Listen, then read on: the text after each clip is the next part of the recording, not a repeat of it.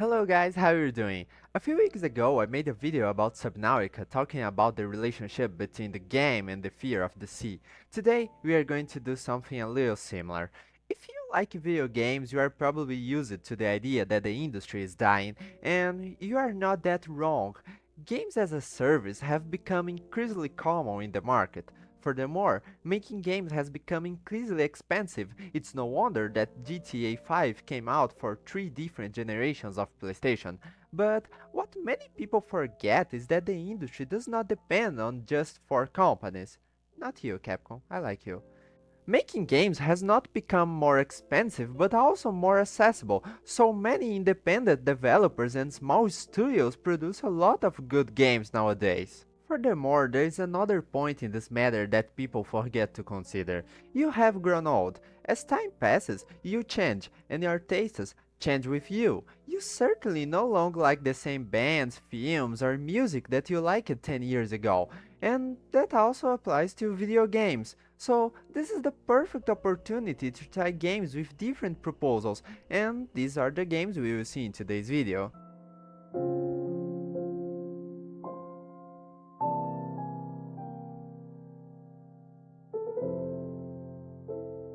Liminal spaces have become popular on the internet in recent years, and I love these images. As someone who loves urban exploration, this was an absolute win.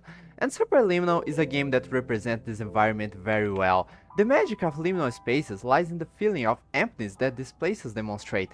The level design of this game is wonderful. All the levels seems artificial, and in one part of the game you even find yourself in a film studio.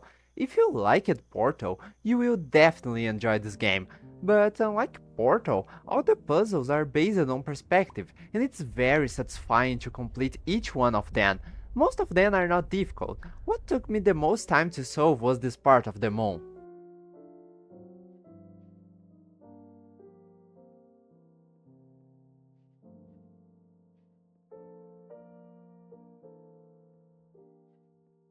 Seriously, I spent a lot of time here. And as if all this empty and liminal environment wasn't enough, the game suddenly decides to create a scary atmosphere. Here you are, walking down the same corridors you've been through before, and suddenly the game looks like this.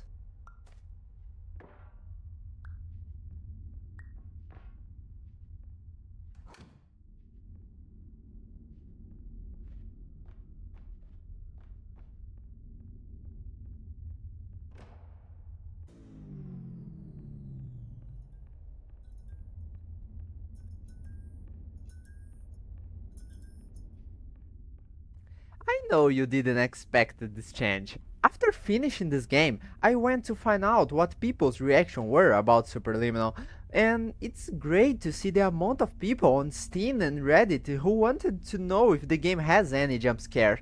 This shows that the game really managed to surprise everyone with this sudden change of atmosphere. But don't worry, this is not a horror game. The environment is sometimes unsettling, but it's not a big deal. Despite this, the game has a constant aesthetics. You find dice and chess pieces all the time. Oh no, it's virtual chess again. Superliminal reminds me a lot of the Stanley Parable, which was one of the pioneers of these surrealist games. In addition to all this, the scenario never fails to convey the idea that you are in a film studio. The game has a very mysterious aura, not only the scary part, or this menu for the week, these completely dark rooms, this part when you need to use this red light to locate yourself, or on disappearing objects, but also in this puzzle where you have several platforms to interact with, but you only need 2 to continue. I'm sure there's something hidden in this room. Even well-lit places can be mysterious and enigmatic. Superliminal can be completed in 2 hours, which isn't a lot of time, so you can find time to play this whenever you want. Next game, A Short Hike. The game is very recent and my favorite between these 2 games. In this game, you are this cute little bird and your objective is to climb a mountain. And yes, it's as simple as it seems. In fact, everything in this game is simple. Collectibles, very easy to find. Golden feathers to progress in the game, easy too. In one part of the game, you can even unlock a secret passage that takes you to the top of the mountain. mini games that unlock new skills, play volleyball, fishing, everything is simple and satisfying. The graphics are cute, the music is very good.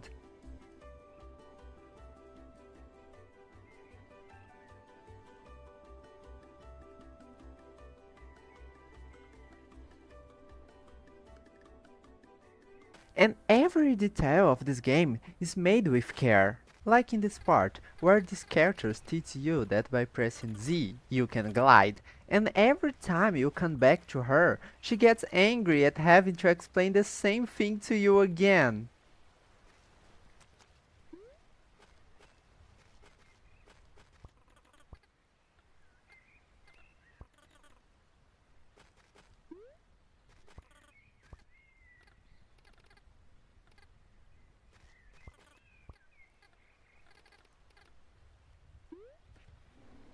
This is the cutest thing I ever seen. Even the main lore of the game is simple. You clip the mountain, talk on your phone with your mother, and then return to your aunt's house happy for having managed to clip the mountain. And that's it. This game is really for relaxing. Whether fishing, collecting coins while listening to the game's music or talking to NPCs, they always have very cute reaction. Everything in this game is so blessed. No wonder it's impossible to die in this game, even if you fall from the highest point. You don't even have enemies. The only difficult the game presents are the frozen feeders on the highest part of the mountain, but even that is not difficult to deal with. All the quests are very simple. The game never says Claire's age. Yes, that's the bird's name.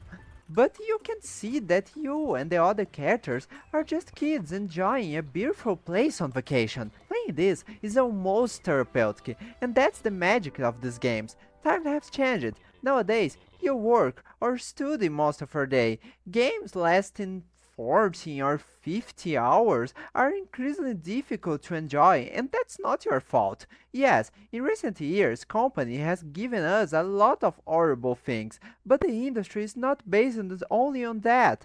Maybe you are just not looking for games in the right niche. Adult life is tiring and hectic, so it's to be expected that games about walking and shooting don't cause you any emotions. But playing something simple that gives you some comfort and doesn't try to take a few dollars from your wallet every 5 minutes can make you feel good. I think this is the main difference between a no-brainer and a therapeutic game. I love Wolfenstein, and I love how I don't need to use a single brain cell to enjoy this game. But games like A Short Hike and Superliminal are not good just because they allow me to play without having to use my brain, but rather because of the welcome environment they have. Another good example is Celeste. Everyone knows how good this game is, and even if its difficult level is high, it still gives you some good message and feelings. And this is what makes these games special, especially because when games are made by small companies or independent developers, it is much easier for these games to carry feelings and personality traits of their creators, which is something very important nowadays. We already consume a lot of generic things made by big companies just to make a profit, and this often becomes very repetitive and boring. It's no wonder that more and more people are abandoning their hopes in big companies and believing that the future of gaming is in indie games. Times change, the market changes, and people change too. It's been 3 years since this generation arrived, and to this day it's not worth buying a PlayStation 5 unless you really want to play Sony exclusives. All of this makes me very curious about what we can expect from the video game industry in the coming years. Well, we are done for today, guys. I really hope you enjoyed this video, and see you next time.